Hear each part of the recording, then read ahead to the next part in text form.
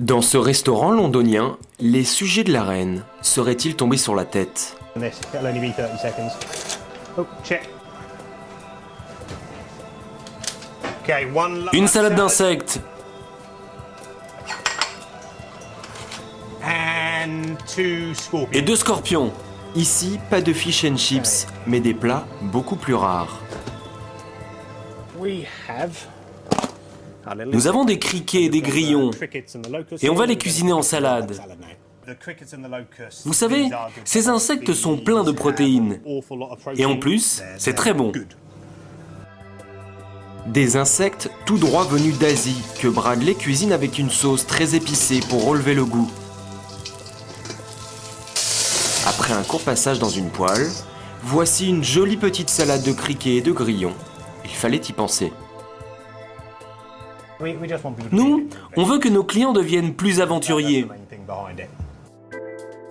Et ceux qui ont voulu goûter à l'aventure ce soir, ce sont elles, Marie Oh la vache. et Isabelle. Il me regarde en plus avec ses pattes, c'est prêt à sauter. Tu me sautes pas dessus. Ah, on en a entendu parler avec des amis, on nous a dit il y a des insectes, on se dit Pourquoi pas tester Pourquoi ça à pas, quoi. Londres 1, 2, 3.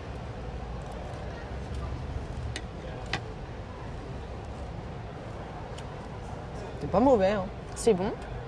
En fait, tu sens pas, tu sens juste que c'est croustillant. Une salade de grillons et de criquets, l'expérience est réussie, mais elle n'est pas finie. En cuisine, le chef leur prépare un dessert plutôt piquant. Des scorpions, tout juste sortis du four. Scorpions, they don't actually come Les from scorpions, China. on les reçoit dans ces They bocaux. come like this from Ils ont China. été élevés en Chine, Farmed in China. mais pas de panique. And they're- Le venin a été retiré. Et après, ils sont conservés dans de la vodka. Après avoir été cuit au four, Bradley va tout simplement noyer le scorpion dans du chocolat. De quoi lui offrir une nouvelle robe. Une fois refroidi, il n'a plus qu'à poser le scorpion délicatement sur une feuille de menthe avant de le servir.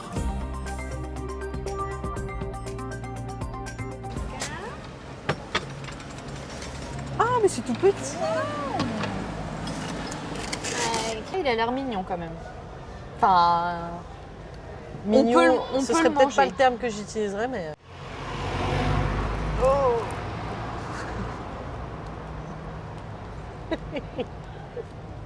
Tout seul. Allez, Non. je le mange tout entier. ouais, ça va.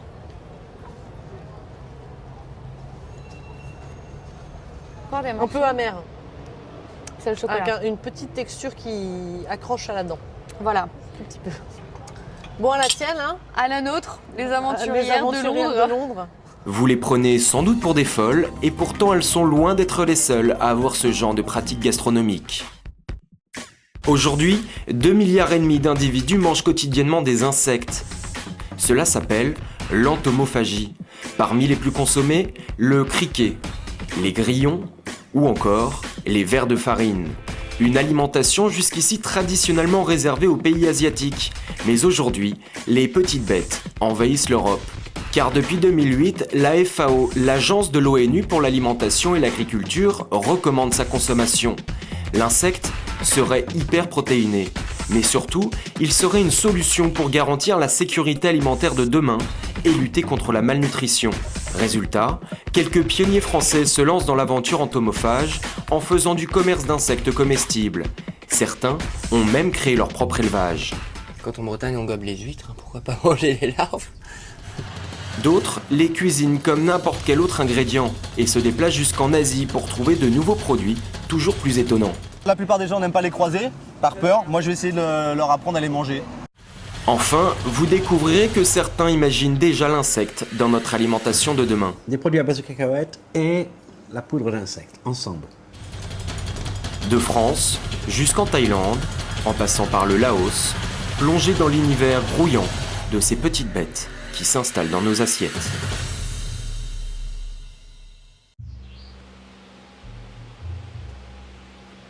Il n'y a pas qu'en Angleterre que les insectes suscitent de l'intérêt. Dans les Yvelines, il y a un homme qui a tout misé sur eux. Depuis un an, Emmanuel propose toute une série d'insectes revisités. Donc, on propose différentes catégories de criquets avec différentes saveurs. Donc là, nous avons bacon et fromage. Là, on a crème oignon et sel, vinaigre. Ça se mange vraiment tout seul. Voilà, c'est comme des cacahuètes, hein. Ça se mange tout seul. Là, c'est vraiment pour faire goûter aux gens qui ne connaissent pas et qui voudraient les découvrir. Donc ça a une vraie saveur, c'est pas neutre, et comme ça leur permet sans appréhension de pouvoir goûter comme des chips. Des grillons, mais aussi des verres de farine aromatisés vendus en moyenne 6,50 €. Le but, c'est de remplacer les chips, puisque c'est pas super bon, mine de rien, pour la santé, alors que ça, c'est 100% naturel, c'est plein de protéines, c'est plein de nutriments comme le zinc, le magnésium, etc. Et après, avec le temps, on espère que les gens changent leur habitude alimentaire en commençant par l'apéritif. Voilà. Ça sera toujours meilleur que des chips qui font grossir, qui sont pleins de sel, etc. Selon Emmanuel, il serait 2 fois moins calorique que des chips traditionnels. Tous ces produits, il les importe des États-Unis et les vend sur Internet. Sur son site, on découvre également des fourmis enrobées de chocolat ou encore des sucettes aux scorpions. Mais Emmanuel ne souhaite pas uniquement vendre des insectes à grignoter. Convaincu qu'ils représentent notre avenir gastronomique, il a imaginé des menus entomophages qu'il propose à sa clientèle. Hello, comment tu vas mon petit Manu? Bien et toi? Tranquillement? Aujourd'hui, c'est un couple d'amis qui vient découvrir la cuisine à base d'insectes. Donc pour commencer, on va faire des petites verrines, donc Ouais. le poivron, avec des petits ingrédients qu'on va ajouter, plus des verres qu'on va mixer à l'intérieur et en présenter certains. Ensuite, en plat, on va se faire une petite poêlée de verre de bambou de grillon. Et en dessert, des brochettes de sauterelles trempées dans le chocolat. D'accord. On a toujours dit qu'il faut goûter. Il faut goûter et après on critique. Donc on va goûter d'abord. C'est une grande première pour ses amis. Alors, pour qu'ils acceptent l'idée d'en manger, ils vont mettre la main à la pâte. Ah, je me venge là. De ces parasites qui nous parasitent. En associant les insectes à la cuisine qu'ils connaissent, on espère pouvoir faire changer les mentalités, leur faire apprécier la cuisine à base d'insectes. Une fois que les verres sont mélangés à la crème, c'est le même principe qu'une recette classique de verrine. Il suffit de superposer les couches, des poivrons, un peu de crème d'insectes, ainsi de suite. Pour la touche finale, pour vraiment dire je mange des insectes, parce que là, vous pouvez constater que ce qu'on a mis dans la crème, on ne le voit plus. On va se faire un petit palmier avec 2-3 insectes. On les présente bien dans la verrine, hop, comme un élément de déco. Mettre la tête vers le haut. Hein. Et voici de jolies verrines au verre de farine. Donc pour le plat, je vais vous proposer donc une petite poêlée à base de verre de bambou et de grillons. D'accord. Voilà. Quelques grillons. Voilà.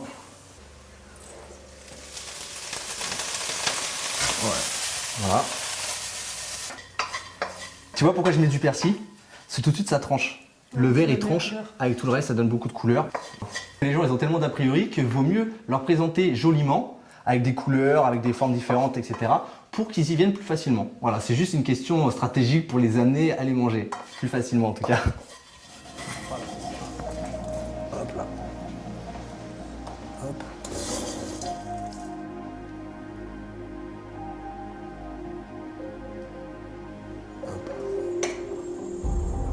Donc ça c'est une sauterelle, c'est une petite touche personnelle. T'en veux une autre? Non, non, Voilà. Il y a les pattes, il y a les yeux, les antennes. À mon avis, ouais, faut pas faire trop de détails. Bon, alors voyons.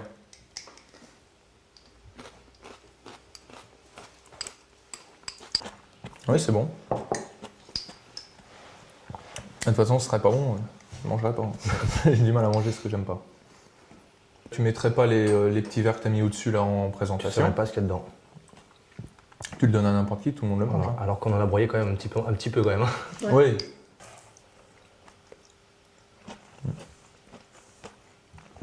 Très bon. Content que ça te plaise.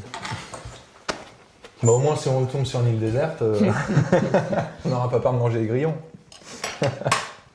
Voilà le dessert les amis. Des criquets enrobés au chocolat. On dirait un petit biscuit au chocolat. C'est vrai? Ah, c'est super bon. Le bilan de la dégustation est positif, mais Emmanuel a un problème. En France, il ne trouve pas beaucoup de variétés d'insectes, et surtout, ils coûtent très cher. Alors, pour continuer à développer ses menus entomophages, il prépare actuellement un départ pour l'Asie. Hyper protéiné, délicieux en poêlée, à entendre Emmanuel, les insectes n'auraient que des avantages. Alors, pour en avoir le cœur net, nous avons décidé de faire analyser des criquets d'élevage dans un laboratoire. L'objectif, mesurer leur taux de protéines et leur valeur énergétique.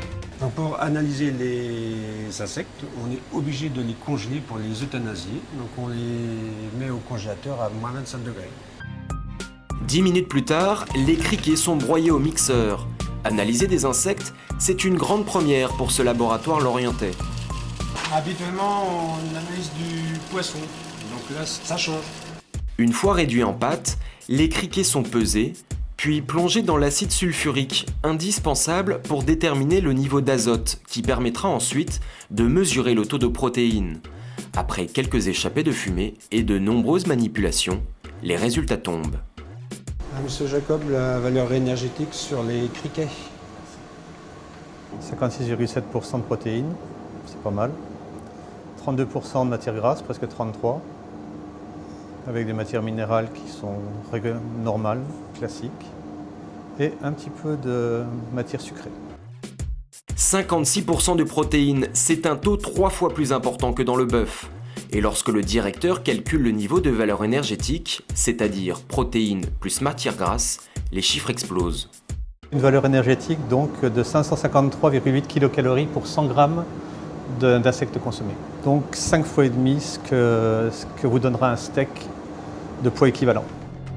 En clair, si vous consommez 20 grammes d'insectes cuits, soit 10 criquets, cela correspond à la valeur énergétique d'un beefsteak de 110 grammes. Les insectes seraient donc hyper protéinés et très bons pour la santé.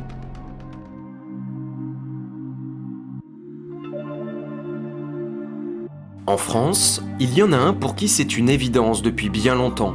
Pour le trouver, il faut se rendre en Bretagne. Michel Collin est entomologiste. Depuis 40 ans, il parcourt le monde pour étudier les insectes les plus insolites. Aujourd'hui, il est à la tête d'un insectarium, unique en France. Alors ici, on en a à peu près 150 espèces différentes, des quatre coins du monde, et on en a à peu près une soixantaine qui sont considérées comestibles.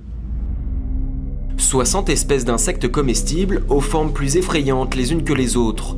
Et là où nous ne voyons que des petites bêtes, lui y voit de délicieux plats. Alors là, vous avez un phasme de Nouvelle-Guinée, qu'on appelle un phasme cuir, qui est un insecte comestible, qui peut être consommé avec des pommes de terre sautées, des pommes de terre vapeur. Si vous voulez le faire genre fondu bourguignon, à le tremper dans différentes sauces, là, effectivement, vous allez le mettre dans de la friture. C'est croquer dedans comme vous mangez une frite, quoi. Une fondue bourguignonne version entomophage. Des recettes comme celle-ci, Michel en a pour chacun de ces insectes. Alors ici, on a un phasme, vous le roulez dans du sel et vous le prenez en apéritif. Vous avez un Morimus asper, c'est un longicorne, donc de chez nous, Morbihan, c'est un insecte totalement breton, qui peut être très très bien cuisiné en Kirsch-Lorraine. Mais celui qu'il préfère se tient sur 8 pattes. Alors là, vous avez une mygale, donc ce qu'on appelle une Brachypelma smithii de son nom latin, qui vient du Mexique. On les cuit à l'eau déjà, on coupe ici la partie donc, de l'abdomen, et ça, on le vide dans une poêle, et vous le mangez comme un yaourt, liquide. Aujourd'hui, 1400 espèces d'insectes comestibles ont été répertoriées à travers le monde. Et leur consommation ne date pas d'hier. La consommation des insectes n'est pas un phénomène récent, puisque dans la Grèce antique, on consommait déjà des insectes. Il ne faut pas oublier que l'insecte est omniprésent depuis 240 millions d'années, donc au Jurassique, il y en avait déjà, Carbonifère, et nos propres ancêtres en consommaient. La Bible, d'ailleurs, dit qu'effectivement, le Christ en mangeait lui-même, donc c'est pas quelque chose de nouveau. Des insectes consommés depuis la nuit des temps. Mais attention, tous ne sont pas comestibles. Seuls 2% des 3 millions recensés sur Terre peuvent être mangés. Exemple, avec ces deux insectes, provenant de la même espèce. Alors ici, on a deux phasmes, bâtons, dont un qui est comestible, le jaune, qui est ici, et vous avez le rouge à côté, là, qui est effectivement toxique. Parce qu'ils contiennent des substances très toxiques, des alcaloïdes très puissants, qui fait qu'à l'intérieur, on a de la cantharidine, qui est un poison et qui peut vous donner des vomissements, des diarrhées, voire des problèmes intestinaux assez cruciaux. Tout ce qui est rouge est inconsommable. Cela fait 20 ans que Michel est persuadé que les insectes finiront un jour dans notre assiette. Alors, il a décidé de les rendre plus alléchants. Bonjour Kiki, je vous amène à manger. Bon appétit à tous!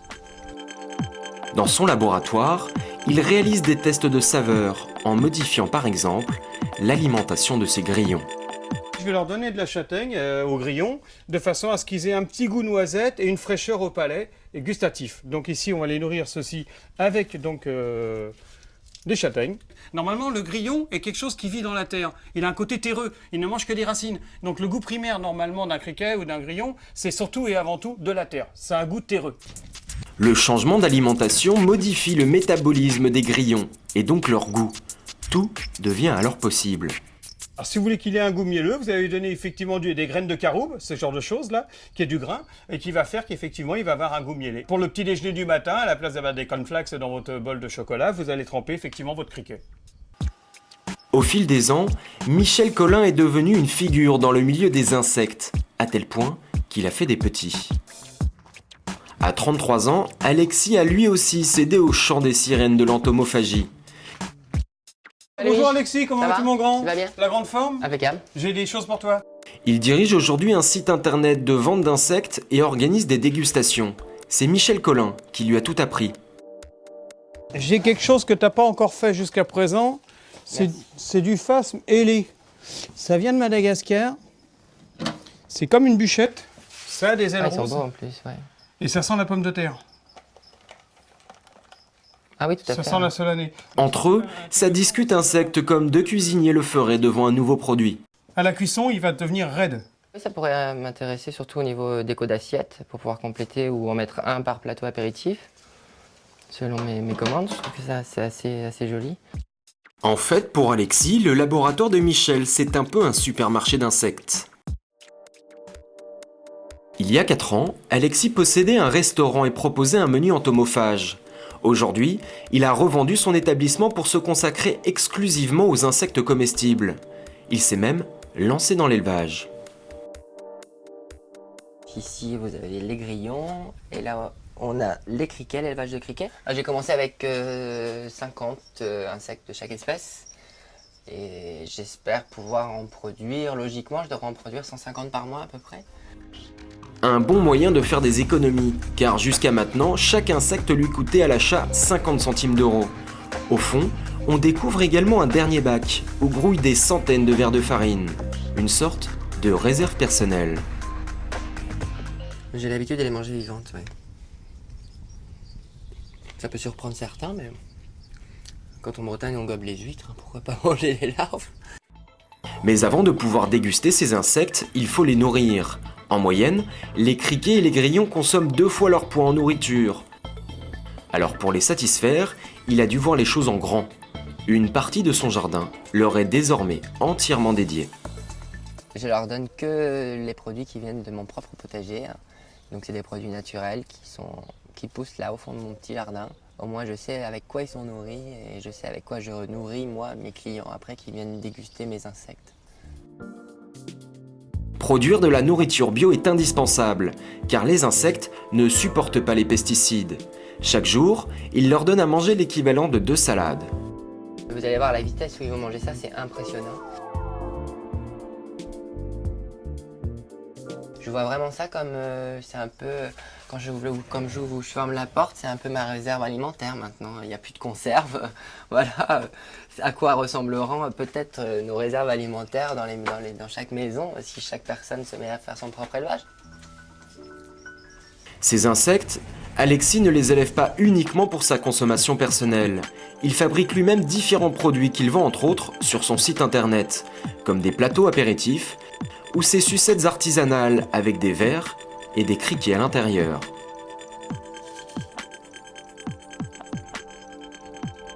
Donc l'enfant mangera sa sucette, mais en même temps prendra une dose de protéines.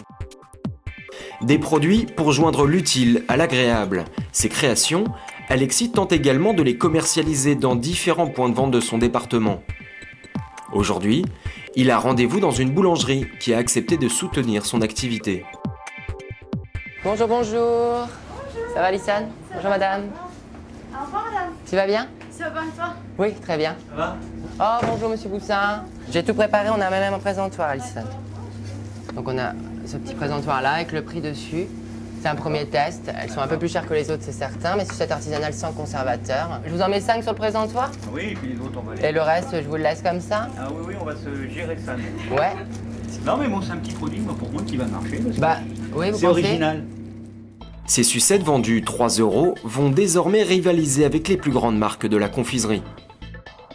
Ils voient ça, ils vont dire c'est quoi? Ils vont être intrigués automatiquement. Alors que si on le met à part, dans un endroit en se disant bah ça va marcher, les gens ils vont passer dessus. Mais moi ce que je cherche à toucher c'est les gamins.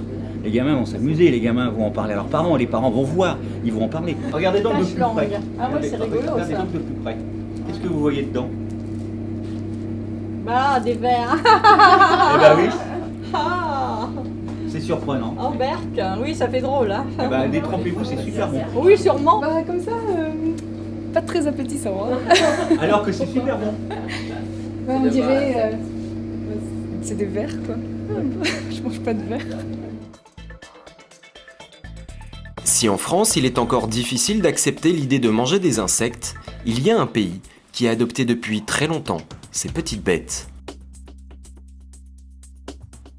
La Thaïlande, à 10 000 km de la France. C'est là-bas qu'a décidé de se rendre Emmanuel pour trouver de nouveaux produits à proposer à ses clients.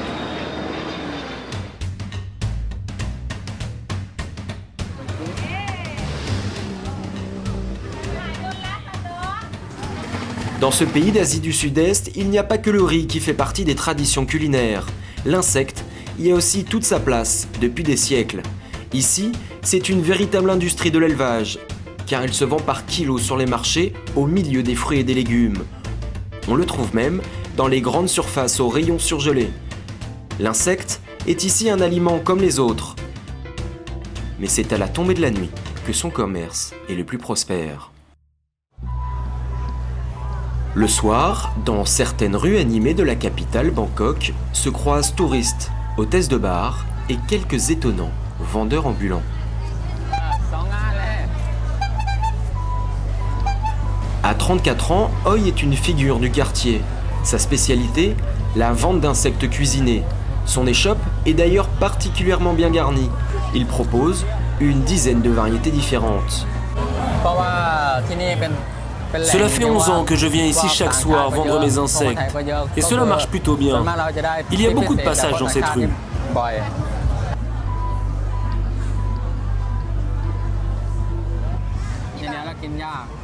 Ce que je vends le plus, ce sont les criquets. Je demande 100 bahts pour un sachet. Je propose aussi des verres à soie. Là, c'est 20 bahts, les 2 cuillères. Ça marche plutôt bien, oui. Oi propose également des cafardos, des fourmis rouges en salade, ou encore cette énorme bête de 5 cm de long. La plupart de ses clients sont thaïs, comme cette femme qui travaille dans le quartier. Tu veux des grillons? Au milieu de son service, elle vient souvent reprendre des forces en mangeant des insectes.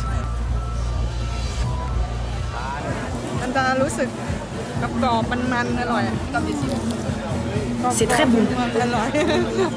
J'ai acheté des criquets et des grillons géants. Ça me donne de l'énergie pour continuer à travailler. Les insectes en Thaïlande sont vraiment populaires. Les gens en achètent dès qu'ils ont un petit creux. Les bons soirs, il peut gagner jusqu'à 3500 bahts, soit 90 €. Bénéfice net, 20 € par jour. Un bon salaire pour la Thaïlande. Il faut dire que Oi est l'un des meilleurs vendeurs d'insectes de Bangkok. C'est d'ailleurs à son stand que nous retrouvons Emmanuel, notre apprenti cuisinier d'insectes. Il a traversé la moitié de la planète avec 2 objectifs en tête, trouver des fournisseurs mais surtout découvrir de nouvelles variétés d'insectes. It's possible to eat? Okay. Eat one? Just one? Sure. Okay. This. Cup cum cup.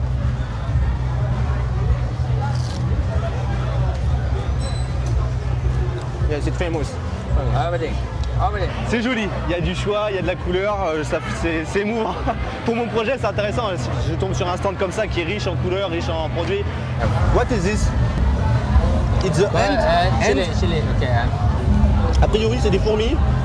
Des fourmis préparées avec un petit peu d'ail, de piment. Ça a l'air intéressant.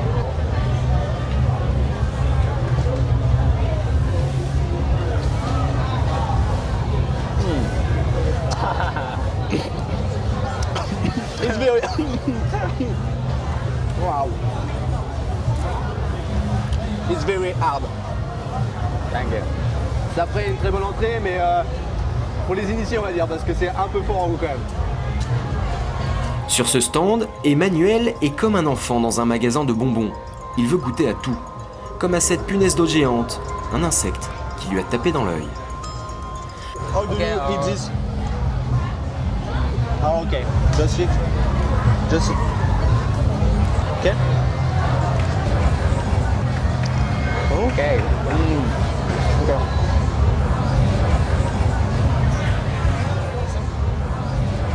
Un insecte difficile à mâcher, mais qui semble tout de même lui plaire. Ce produit a un léger arrière-goût de gorgonzola. Ouais, c'est un peu relevé. C'est un produit qu'on ne voit jamais, donc ça choque. Les gens vont être attirés par ce produit. Donc ça pourrait être un très beau produit d'appel pour que les gens soient choqués, interpellés et qu'ils puissent découvrir d'autres choses beaucoup plus faciles à manger en fait. Where it's possible to find this product? You don't speak English? Just Thai?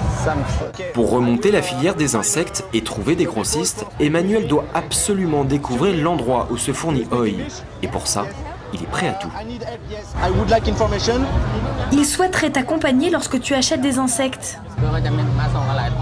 Je vais au marché demain matin. Il peut venir s'il veut, c'est pas très loin d'ici, à Bangkok. Demain, il m'autorise à l'accompagner sur le marché, donc je vais pouvoir aller voir les produits frais, on va dire, et voir s'il y a moyen de trouver encore d'autres espèces. Une bonne nouvelle pour Emmanuel, le rendez-vous est pris pour le lendemain matin. En attendant, Oi restera une bonne partie de la nuit sous une chaleur écrasante pour écouler son stock d'insectes. Ce matin, Emmanuel n'est pas seul. Il est accompagné de Joy, une Thaïlandaise francophone qu'il a embauchée pour assurer la traduction. Car la journée est très importante. Oi va lui apprendre à bien choisir ses insectes. Comme pour le bœuf ou le poulet, il faut savoir reconnaître si un insecte est de qualité ou non. Ils ont rendez-vous au marché de Chatuchak, le plus grand de Bangkok. Il s'étend sur plus de 10 000 m². On va par où? Par là? Dans ce marché traditionnel, les produits viennent des 4 coins du pays. La viande fraîche côtoie le poisson séché. On trouve même des animaux vivants, comme ces crapauds destinés à l'alimentation humaine. Et au milieu de ce fatras alimentaire, une montagne d'insectes. Donc c'est des larves de fourmis. Des petites larves de fourmis, je connais pas. En plus, apparemment, elles sont nature. C'est frais, c'est pas mauvais, ça va. Je vais goûter. Qu'est-ce qui vous intéresse dans ce produit? La nouveauté, parce que mine de rien, c'est une nouveauté, c'est que je peux proposer des larves de fourmis et elles sont quand même d'une taille assez conséquente. Donc voilà, il y a moyen de transformer le produit, il y a moyen de le proposer tel quel aussi. En fait, j'étudie plein de pistes. C'est un peu plus loin qu'ils ont rendez-vous avec Oi. Après une courte nuit de 4 heures, il est bien là. Bonjour, tu nous montres où tu achètes tes insectes? On y va? C'est la première fois qu'il accepte d'emmener un étranger avec lui pour acheter ses insectes. Tu vois, c'est ici que j'achète mes insectes. Ils sont vraiment de bonne qualité sur ce stand. Des insectes qui proviennent de la frontière cambodgienne à l'est de la Thaïlande. Afin de maintenir leur fraîcheur, ils ont été transportés dans de la glace jusqu'à Bangkok. Je vais te montrer comment bien choisir les criquets. Tu commences à les peser dans ta main. Et ensuite, tu regardes leur couleur. Il ne faut pas qu'ils soient trop foncés comme celui-ci.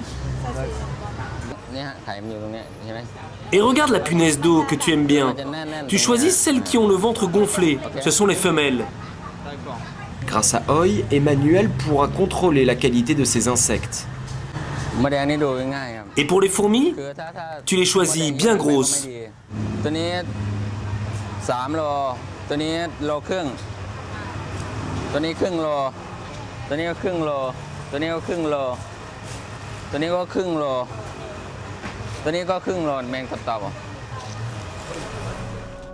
Chaque jour, Oi achète 12 kilos d'insectes. Il a dépensé ce jour-là 1380 bahts, soit un peu plus de 40 €. Un prix dérisoire pour Emmanuel. Pour une pièce comme celle-ci, en France, j'ai un éleveur qui me le propose à 50 centimes d'euros l'unité. Ici, je peux acheter 1 kg de sauterelles pour environ 5 euros. C'est 20 fois moins cher qu'en France pour un poids équivalent. Pour Hoy, les achats sont terminés. Mais sa journée est loin d'être finie.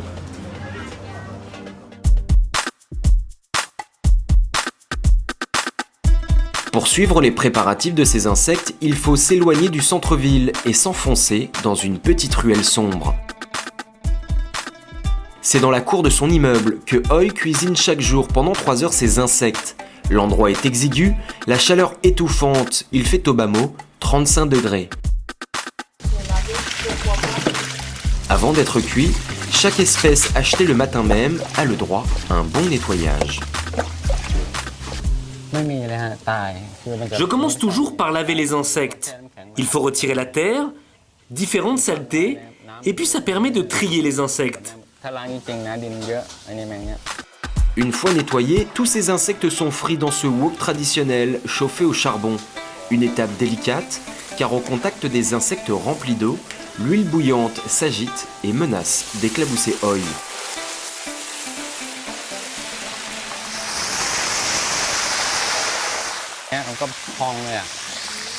Il faut faire attention, l'huile est brûlante.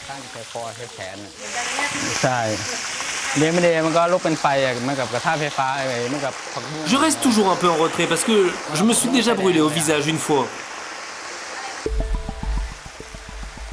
Les insectes passeront en moyenne 3 minutes dans cette huile de palme bouillante dans laquelle il a ajouté une herbe aromatique.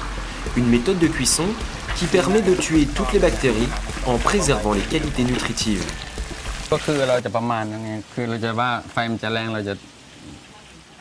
En fait, je retire les insectes lorsque l'on commence à voir de moins en moins l'huile. Ça veut dire qu'ils sont prêts. Hoy travaille seul. Comme la plupart des vendeurs de rue, il n'est pas originaire de Bangkok. Il a quitté il y a 13 ans son village natal situé au nord-est de la Thaïlande. Sa femme et sa fille ne l'ont pas encore rejoint.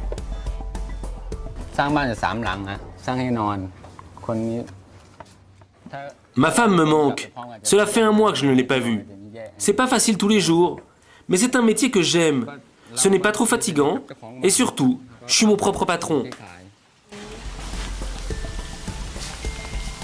Comme tout bon cuisinier, Hoy a ses petites astuces pour donner plus de saveur à ses insectes. Son secret réside dans cette poudre. Sans ça, je vendrais beaucoup moins d'insectes, c'est sûr. Ça leur donne plus de goût. Il y a de l'ail et beaucoup d'épices.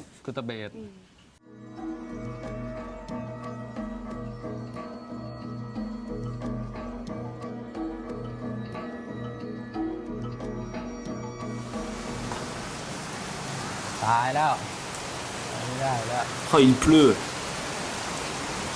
Il est déjà presque 7 heures en plus. Hoy vit ici depuis 7 ans. Dans cette petite pièce de 12 mètres carrés, il se nourrit, dort et fait sa toilette. Mais surtout chaque soir avant de partir travailler. Il implore les dieux.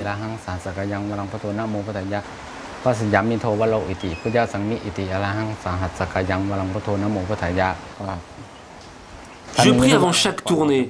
Je demande que l'on me protège et que je réussisse à vendre mes insectes correctement. Hoy repart pour au moins 5 heures d'activité. Il serait comme lui une cinquantaine à parcourir chaque nuit les rues de Bangkok pour vendre leurs insectes comestibles.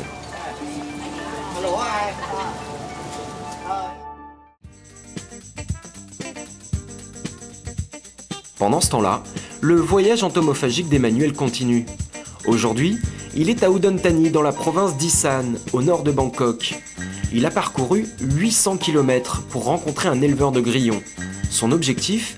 Trouver un fournisseur capable de lui garantir un stock régulier d'insectes frais pour ses dégustations en France. Ah, voilà quelque chose qui m'intéresse.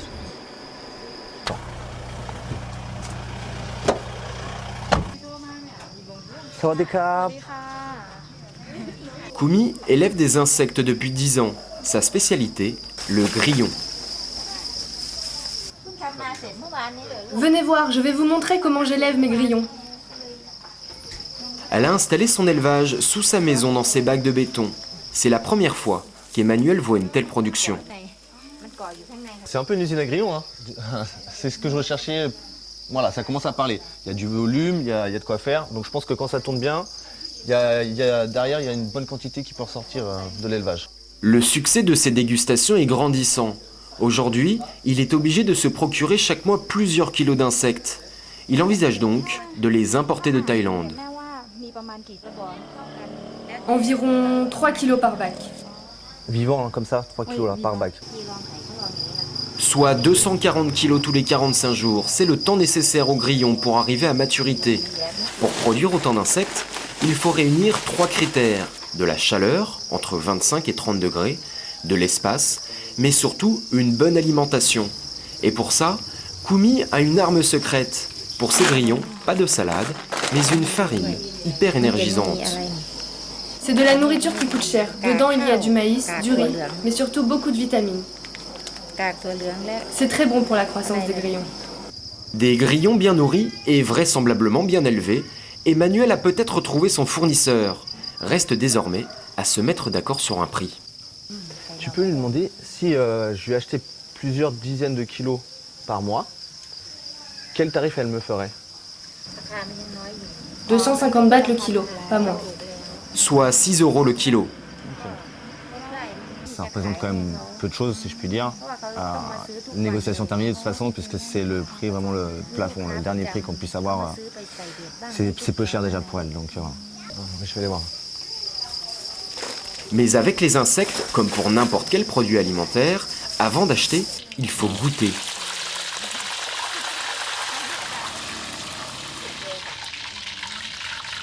Koumi organise donc une petite dégustation de grillons frits. Parfait. C'est directement du producteur au consommateur. Si moi je veux le commercialiser, vous voyez, je sais ce qu'il mange, je sais comment c'est préparé et je connais le goût, donc je prends pas trop de risques. Tout le monde semble ravi. Reste à régler la question de la congélation et du transport. Car pour les importer en France, ces grillons devront absolument être congelés. Dans ce village, les élevages d'insectes sont apparus il y a une dizaine d'années. Avant cette petite révolution industrielle, les insectes étaient attrapés dans la nature à la tombée de la nuit. Aujourd'hui, certains encore perpétuent la tradition. Dans les marécages aux alentours, des lumières s'agitent. Wassine et son frère Tika sont en pleine chasse. Ils traquent, sans armes ni violence, des sauterelles. Je chasse les sauterelles avec mon frère depuis 1 an. On vient ici plusieurs fois par semaine. Ensuite, on les ramène à la maison pour les cuisiner avec nos parents. Wassine et son frère chassent les sauterelles uniquement la nuit. Attirées par la lumière, c'est à ce moment-là qu'elles sont les moins vives. Mais cela nécessite tout de même un œil de lynx et une certaine dextérité. Tiens, regarde, j'en ai pris 2.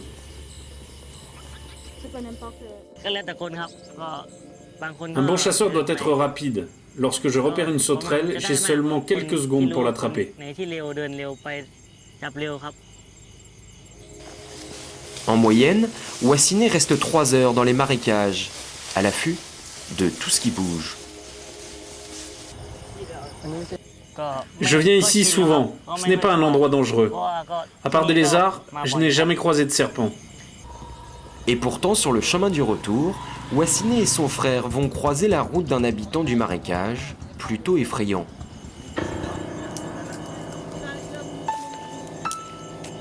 Un scorpion. Cet arachnide à pince peut être mortel pour l'homme, mais c'est aussi un mets délicieux. Tika tente de lui couper le dard. C'est une fois retiré que le scorpion devient inoffensif. Lui aussi pourra maintenant être frit pour être ajouté au plat de sauterelles. Pour Wassine et Tika, la traque s'achève. C'est une bonne chasse. On en a attrapé une centaine. En Thaïlande, l'insecte est une ressource alimentaire comme les autres. Mais dans certaines régions du monde, il est devenu un enjeu national pour lutter contre la faim. Direction le Laos, c'est l'une des dernières dictatures communistes au monde. Mais il s'agit surtout du pays le plus pauvre d'Asie. Avec un salaire moyen de 300 $, une grande partie de la population fait face à des problèmes de malnutrition. La culture du riz ne suffit pas à nourrir les Lao. Un enfant sur 2 ne mangerait pas à sa faim. Alors, pour tenter de régler ce problème alimentaire, la FAO a décidé de se tourner vers une ressource sous-exploitée, les insectes. Yupa, une entomologiste, porte le projet. Le projet des insectes comestibles est un projet pilote pour lutter contre la malnutrition. Nous avons choisi le Laos parce qu'ici, il y a une grande diversité d'insectes. Traditionnellement au Laos, les criquets et les grillons sont chassés dans les rizières ou traqués dans la terre. Des techniques artisanales peu efficaces pour alimenter tout un pays, mais surtout qui risquent à terme de faire disparaître certaines espèces. La FAO a donc eu l'idée de développer l'élevage. Vientiane, la capitale du Laos. Depuis 2 ans, l'ONG y a installé une ferme expérimentale d'insectes. Là-bas, ils ont recréé des élevages inspirés de ceux que l'on trouve en Thaïlande. En charge du projet, Charles, un Français.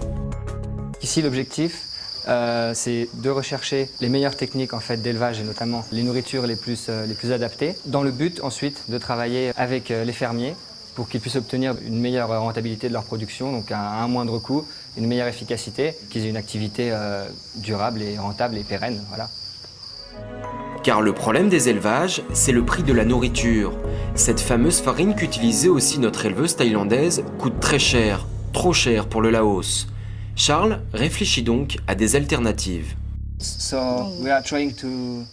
Actuellement, nous essayons de remplacer autant que possible la nourriture classique des grillons. On essaye de faire moitié-moitié, 50% de farine et 50% d'écorce de riz séchée. Et donc en ce moment, on étudie leur croissance. Cette nouvelle alimentation permet de diviser par 2 les frais de nourriture. L'élevage devient enfin accessible. Résultat, des paysans et des étudiants viennent de tout le Laos pour apprendre comment élever les insectes. Dans mon village, il n'y a pas d'élevage d'insectes. Les gens sont assez pauvres. J'aimerais bien créer un élevage là-bas. Pour ce projet, la FAO a investi 100 000 $. Un investissement qui commence d'ores et déjà à porter ses fruits. Les insectes pourraient bien sortir le Laos de la pauvreté.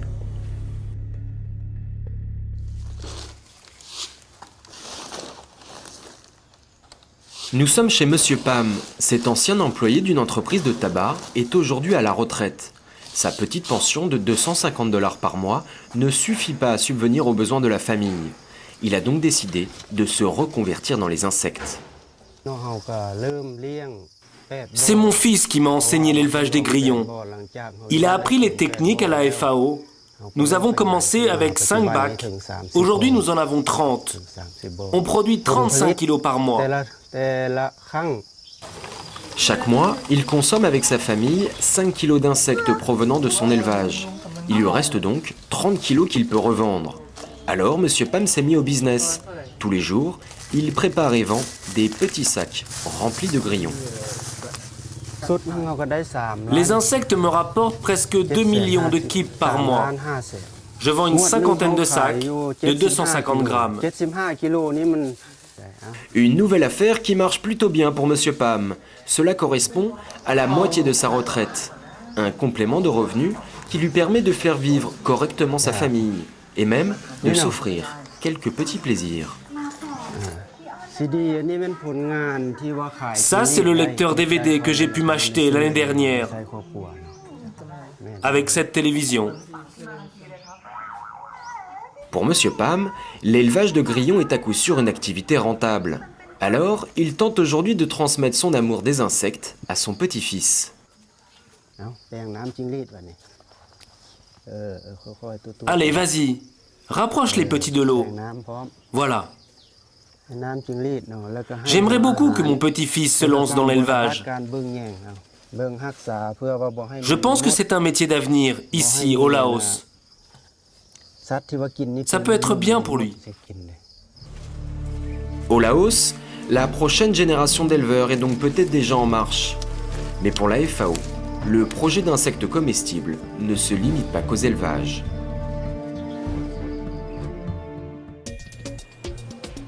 Conscient du taux exceptionnellement important de protéines présents dans la plupart des insectes, la FAO réfléchit à la participation de ces petites bêtes dans ce que l'on pourrait appeler une révolution alimentaire. À Vinciane, dans ce laboratoire de biotechnologie, Eline, une chercheuse hollandaise, réalise des tests déterminants sur des grillons. Ce sont des insectes qui ont été cuits à 70 degrés toute une nuit. Ces grillons cuits à faible température pour conserver toute leur valeur nutritive, Eline va maintenant les transformer en une poudre alimentaire contenant pas moins de 60% de protéines. Depuis plusieurs mois, Eline analyse la conservation et l'évolution des bactéries dans cette poudre. Aujourd'hui, elle en est sûre, elle est propre à la consommation. Cette poudre d'insectes, on va pouvoir l'utiliser dans toutes sortes de nourriture. On pourrait la retrouver partout dans le monde, peut-être même dans votre assiette. De la poudre d'insectes dans l'alimentation, une idée qui a mis la puce à l'oreille à certains. Quelques jours plus tard, dans les locaux de la FAO. Ce matin-là, une réunion très importante a été organisée. Autour de la table, Yupa, l'entomologiste de la FAO, Robert, un représentant du Programme alimentaire mondial, et John, un industriel américain spécialisé dans les produits à base de cacahuètes. Depuis quelque temps, avec sa femme, ce businessman s'intéresse de très près aux insectes. Nous voulons développer de la nourriture très riche pour les enfants. Et nous souhaitons utiliser pour ça de la protéine d'insectes. John aimerait développer une barre énergisante à base de poudre d'insectes et de cacahuètes, qui serait ensuite distribuée par le Programme alimentaire mondial partout où la malnutrition fait rage. Un projet ambitieux, mais avant cela, il faut convaincre Robert, c'est lui qui achète les produits d'urgence envoyés aux pays victimes de crise alimentaire. C'est un possible additif pour enrichir des produits alimentaires. Et nous, au Programme alimentaire mondial, on fait beaucoup de nutrition infantile et donc on cherche des nouvelles idées. Une idée qui semble retenir son attention. John en profite donc pour en vanter les mérites. Vous savez, il suffit d'1 kilo d'insectes pour produire 330 grammes de poudre. C'est une protéine très bon marché. Donc c'est un apport nutritionnel extrêmement intéressant à un très faible coût. Impossible de connaître le coût de cette protéine, le prix est jalousement gardé. En revanche, le Programme alimentaire mondial envisage d'investir 50 000 $ afin de produire ces barres énergisantes à base d'insectes. Mais la poudre d'insectes pourrait-elle un jour arriver dans l'assiette des consommateurs européens ? Pour le savoir, nous sommes allés à la rencontre de Lactia, une fédération qui réunit différentes marques de l'agroalimentaire. Christophe Cotillon, son directeur, ne ferme aucune porte, car aujourd'hui, les ajouts de protéines sont partout dans nos plats. Dans cette boîte de conserve, vous avez des protéines végétales. Dans ces steaks hachés, vous avez rajouté des protéines animales. Dans ces poissons, vous avez des protéines laitières qui ont été rajoutées. Problème, avec l'augmentation de la population mondiale, le prix des matières premières pour produire ces protéines explose, ce qui inquiète l'industrie agroalimentaire. Le cours du soja est passé de 300 $ la tonne en 2007 à 550 $ en 2011. Pour le bœuf, c'est pareil. En 4 ans, les cours du soja ont donc presque doublé, tout comme ceux du bœuf, avec une augmentation de 58%. Sans compter que produire 1 kg de bœuf nécessite 10 kg de nourriture végétale. Alors que pour élever 1 kg de criquet, il faut 2 kg de végétaux. Les insectes sont donc beaucoup moins chers à produire. L'avenir de l'alimentation dans le monde, il y a de fortes chances qu'elle passe par la protéine d'insectes. Mais sans le savoir, les insectes sont peut-être déjà présents dans notre alimentation. Comte, sur les hauteurs de Nice. Dans cette usine, on fabrique des bonbons depuis 1947. Leur spécialité, des sucettes et des petits cochons rouges. Depuis quelques jours, ils essaient de remplacer ce colorant chimique qui pose des problèmes sanitaires. Et ils ont tout misé sur cette poudre rouge, naturelle. C'est le E120. C'est un colorant qui est extrait d'un insecte qui s'appelle la cochenille. La cochonille, un insecte que l'on trouve sur des cactus en Amérique du Sud. Pour se protéger des prédateurs, il produit de l'acide carménique, Un acide rouge qui pendant très longtemps a servi de teinture. Aujourd'hui, il est principalement utilisé comme colorant alimentaire sous le nom de E120 ou carmin. De nombreux fabricants s'en servent pour donner une couleur rosée ou rouge à leurs produits. Parmi eux, des grandes marques de confiserie, de soda et même de charcuterie. La plupart des consommateurs ne sont pas au courant. Il faut dire que sur les emballages, vous ne trouverez jamais une trace d'insecte. Il n'y aura pas la mention insecte sur l'étiquetage. Pourquoi? Parce qu'on utilise le nom qu'a donné les laboratoires pour ce produit-là et c'est colorant de carmin, donc on ne va pas aller plus loin dans les détails. L'insecte pourrait éventuellement effrayer certains consommateurs. Même si la cochenille est une alternative naturelle au colorant de synthèse, le mot insecte effraie toujours. Alors, certains ont décidé de faire évoluer les mentalités. Et pour ça, il faut s'y prendre dès le plus jeune âge. Alexis ne fabrique pas que des sucettes. Il parcourt également la France au volant de son camion pour faire découvrir ces insectes comestibles. Ce matin, il va s'installer dans la cour d'une école primaire. Bonjour Sandrine, tu vas bien? Oui, impeccable. Donc on est parti, je vais m'installer pour la dégustation. Car ce seront les enfants les consommateurs de demain. Il faut donc les convaincre que les insectes sont bons pour la santé. Et ce n'est pas gagné. Ça c'est ce qu'on va pouvoir déguster tout à l'heure. Cela, alors... Oh regarde, lui il est énorme. Est-ce que ça te dégoûte les insectes toi? Ça fait un peu bizarre quand on me dit tu vas manger des insectes. Alors, pour les convaincre, Alexis enfile sa blouse d'apprenti professeur en entomologie.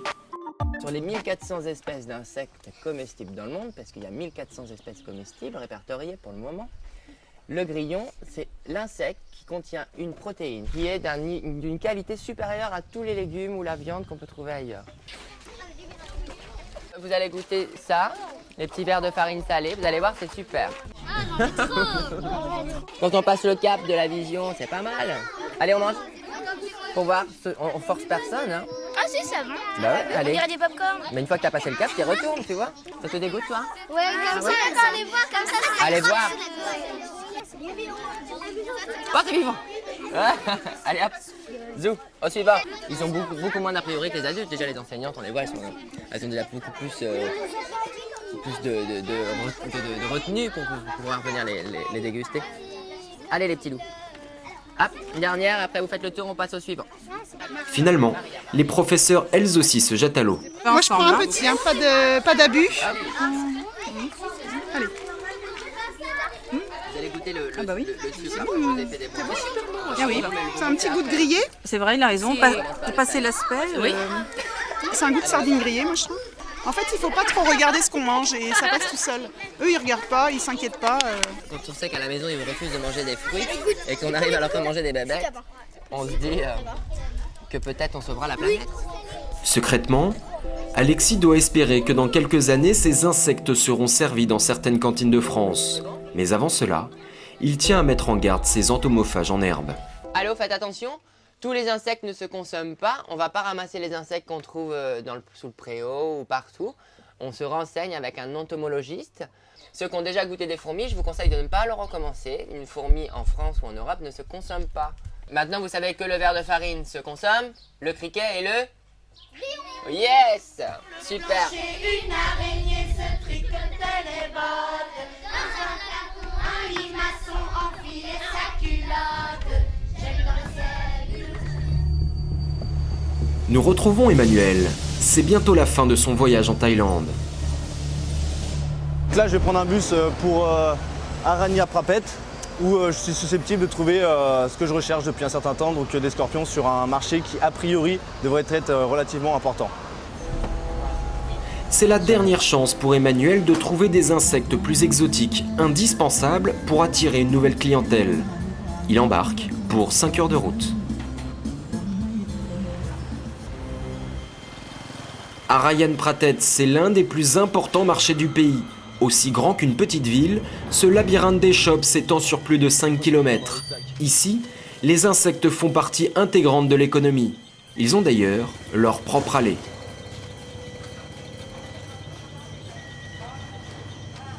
C'est un plein bac de verre à soie. Une énorme glacière pouvant contenir jusqu'à 100 kg de verre à soie. Des grillons. Ok, good. Emmanuel est en fait au cœur du plus grand marché de grossistes de Thaïlande.